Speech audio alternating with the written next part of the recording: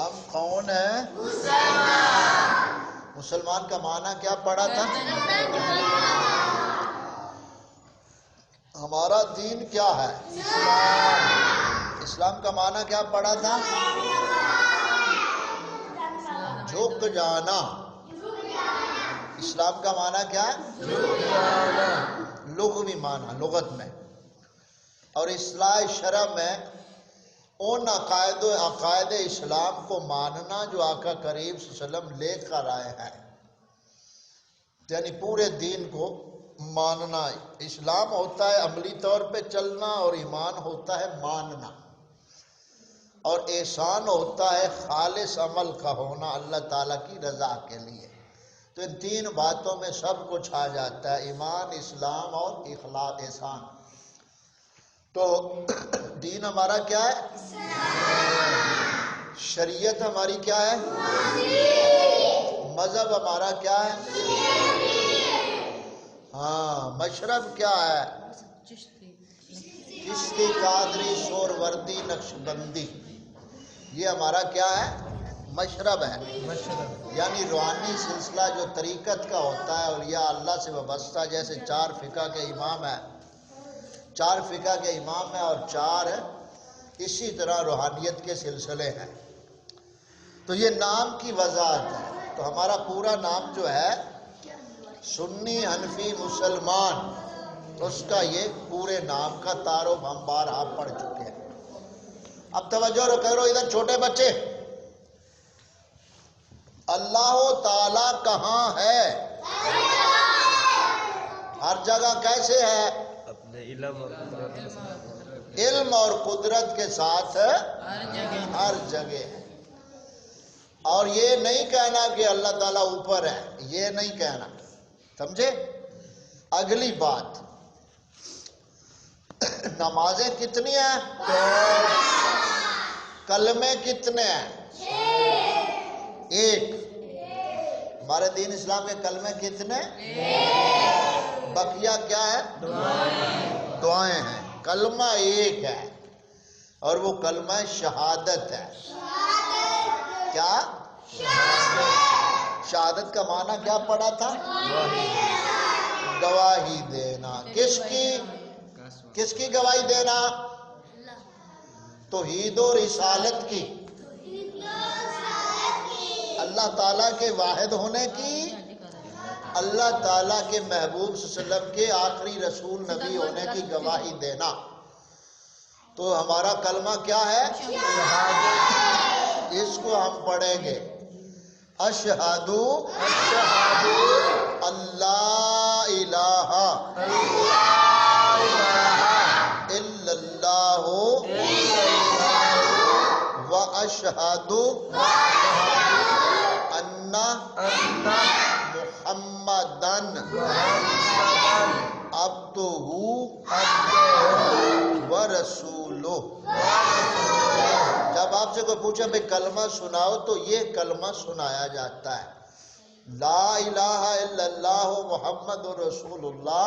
اس کو کلمہ طیبہ کہتے ہیں، اور یہ ذکر کے حوالے سے افضل کلمہ ہے۔ اب کسی کافر کو مسلمان اگر کر، یا کوئی کافر اپنی خوشی سے مسلمان ہونا چاہتا ہے، تو اس سے یہی کلمہ شہادت کا اقرار لیا جاتا ہے، کیونکہ کلمہ شہادت میں 2 گواہیاں ہیں نا، توحید کی، رسالت کی، اور ساتھ عبدیت کی بھی گواہی ہے۔ تو لا الہ الا اللہ محمد رسول اللہ اگرچہ کافی ہے، لیکن شہادت جو ہے اس میں عبدیت کا بھی اقرار ہے۔ تو کلمہ طیبہ جو ہے یہ ذکر کے حوالے سے ہے، افضل و ذکر لا الہ الا اللہ۔ تو اسی پہ آج ہم تھوڑے سے اشعار بھی ذکر کریں گے کلمہ طیبہ کے حوالے سے، اور جو پیچھے ہم نے سبق پڑھا تھا 2 منٹ ہم سبق کو 3 منٹ اور نیا سبق ساتھ ملائیں گے، اور پھر ہم ذکر کے حوالے سے چند شعر پڑھیں گے، اور آج مختصر سبق کا اختتام کریں گے۔ تو تمام بچے توجہ سے بولنا، اب چھوٹے بچوں نے نہیں بولنا، اب توجہ سے بات سننی ہے۔ اب بڑے بچے مخاطب ہیں، چھوٹے بچے بالکل نہیں بولیں گے، اور نہ دائیں بائیں اٹھیں گے، اور نہ کسی سے کوئی دوسرے سے حرکت کریں گے۔ اگر دوران گفتگو یا دوران سبق کسی بچے نے کوئی حرکت کی تو وہ ڈنڈے کھائے گا، یہ بات توجہ سے بسر ملی۔ تو پیچھے ہم پڑھ چکے ایمانیات باب میں، ایمان کی مکمل جتنی تفصیلات ہمیں جاننی چاہیے تھی وہ ہم پڑھ چکے اللہ تعالیٰ کے فضل و کرم سے۔ ایمان کی ضد کیا ہے؟ کفر۔ بس اس چیز کو آج کس کا معنی سمجھ لینا ہے، اور ایک شام 4 پڑھیں گے، بقیہ جو قسم میں ہے وہ کل انشاءاللہ تعالیٰ پڑھیں گے۔ جیسے لفظ ایمان کے بارے میں بتایا تھا، لفظ ایمان کس چیز سے بن کے آمنا، آمنا کا معنی کیا ہے؟ امن میں آ جانا، یعنی جب آدمی تمام ایمان کے عطا کردہ ایمان سے متعلقہ جتنی باتیں ہیں ان سب کو جب سچے دل سے ادب کے ساتھ مان لیتا ہے تو وہ مومن بن جاتا ہے، اللہ تعالیٰ کے جہنم سے امن میں آ جاتا ہے۔ تو ایمان کی ضد کیا ہے؟ کفر۔ اب کفر کا لغوی معنی، جیسے ایمان کا ایک لغوی معنی ہے، اسی طرح کفر کا لغوی معنی کیا ہے لغت میں، اور یہ بتایا تھا کہ لغت جو ہوتی ہے وہ لفظوں کا زبان، یعنی زبان سے لفظوں کا پھینکنا، یہ لغت ہے۔ لفظ کا لغوی معنی کیا ہے؟ پھینکنا۔ زبان سے جب لفظ آدمی بولتا ہے تو اس پھینکنے کو، اس بولنے کو لفظ کہتے ہیں۔ تو لفظی معنی کفر کا ہے چھپانا۔ کیا؟ چھپانا، مٹانا، یہ کفر کا لغوی معنی ہے۔ اسی لیے کسی گناہ کی جب سزا مقرر ہو جاتی ہے تو اس کے گناہ کا، وہ سزا کا وہ کفارہ بن جاتی ہے سزا، یعنی اس کے اس جرم کو مٹا دیتی ہے۔ تو اسی کفارہ، کفر سے کفارہ، تو کفر کا لغوی معنی ہے چھپانا، مٹانا۔ یہ کفر کا لغوی معنی ہے، چھپانا، مٹانا۔ قرآن پاک میں لفظ جو کفر ہے یہ کم و بیش 3 معنوں میں یا 2 میں استعمال ہوا ہے۔ قرآن پاک میں کفر کا معنی ناشکری بھی آتا ہے، ناشکری بھی آتا ہے، کفر کا معنی ناشکری۔ مثال کے طور پہ وَاشْكُرُوا لِي وَلَا تَكْفُرُونَ، اور میرا شکر کرو، میری ناشکری نہ۔ تو یہاں کفر بمعنی ناشکری ہے۔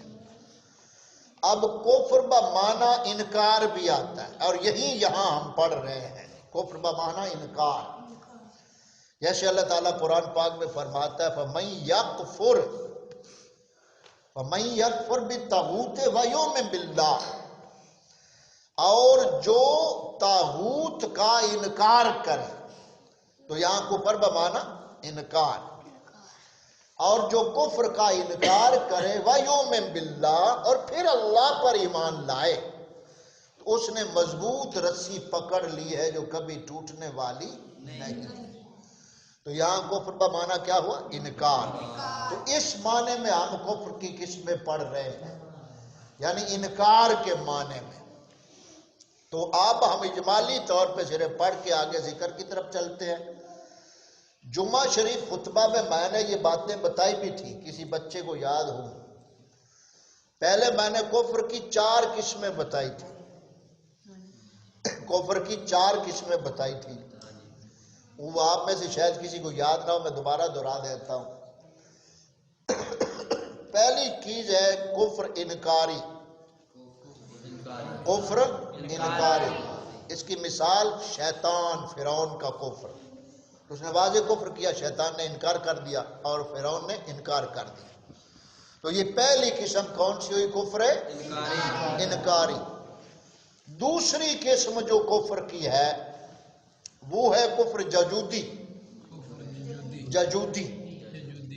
اب اس کی مثال کیا ہے؟ جیسے یہودی عیسائی، ان کے دل مانتے تھے کہ محمد صلی اللہ علیہ وسلم سچے اور آخری رسول اور شان و عظمتوں والے ہیں، لیکن جب رسول پاک صلی اللہ علیہ وسلم جلوہ گر ہوئے تو انکار کر دیا انہوں نے زبان سے، دل ان کے مان چکے تھے۔ تو یہ دوسری قسم ہے کفر کی، ججودی، جیسے یہودیوں کا کفر۔ تیسری قسم ہے کفر کی، کفر نفاقی، یعنی اوپر سے تو اسلام کا نام لے اور اندر سے کفر کی طرف ہو، یعنی اندر سے کافر ہو اور دل سے کفر کرے، انکار کرے اسلام کا، اور زبان سے اقرار رکھے، جیسے عبداللہ بن ابی سلول رئیس المنافقین جو تھا، یہ کفر نفاقی کی مثال ہے۔ اور چوتھی قسم تھی کفر انادی۔ کون سی؟ انادی۔ یہ کفر کی وہ قسم ہے کہ آدمی نبی پاک صلی اللہ علیہ وسلم کو بھی سچا مانتا ہے کہ تم سچے ہو رسول، اللہ کے سچے رسول، تمہارا دین بھی سچا ہے، لیکن محمد پاک صلی اللہ علیہ وسلم کے لائے ہوئے دین کو وہ اپنا دین قرار نہ دے، یہ کفر انادی۔ اب اس کی مثال کیا ہے؟ ابو طالب، مولا علی شیر خدا رضی اللہ عنہ کے چچا والد، ان پر آپ صلی اللہ علیہ وسلم نے کلمہ طیبہ پیش کیا، تو انہوں نے آخر پہ یہ کہا کہ اب میں برادری کی ڈر کی وجہ سے نہیں پڑھ سکتا، تو یہ کفر انادی ہے۔ یعنی نبی پاک صلی اللہ علیہ وسلم کو کہتے رہے کہ آپ سچے ہیں، برادری کو بھی کہتے رہے کہ مدد کرو اس کی، اور جو ان کے مقابلے میں آیا میں سامنے کھڑا ہوں گا، یہ خدمات ساری آپ کی بجائے، لیکن بات اقرار رسالت کو جو لے آئے ہیں رسول پاک صلی اللہ علیہ وسلم، اس کو اپنا دین قرار دینا، تب جا کر آدمی مومن قرار پاتا ہے۔ تو یہ چار قسمیں ہو گئی، چاروں کی ایک ایک مثال بھی میں نے دے دی۔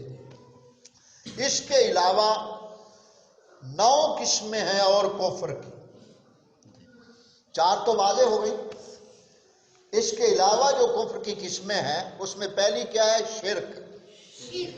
شرک، اور دوسری وہ کفر ہے، دوسری قسم خود کفر ہے، اور تیسری قسم ہے دہریہ،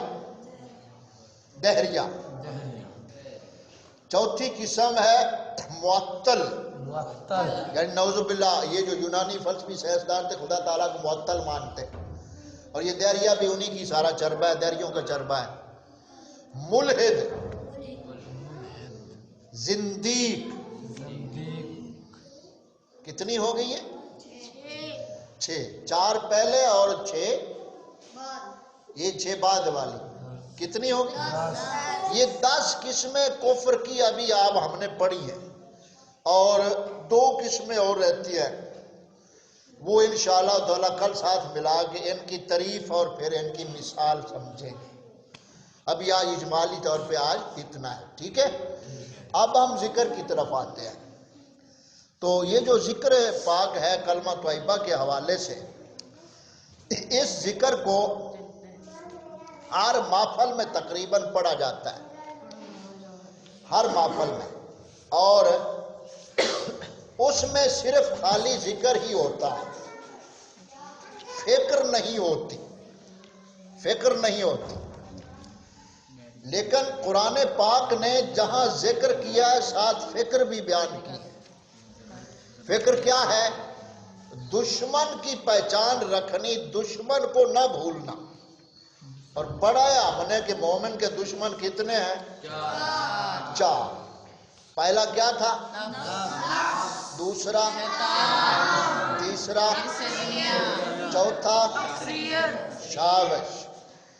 اب دیکھو ذکر کلمہ طیبہ کا ہر جگہ پہ ملے گا آپ کو، لیکن فکر نہیں ملے گا، اور جہاں ذکر ہے وہاں فکر ہوگی تو ذکر بچے گا۔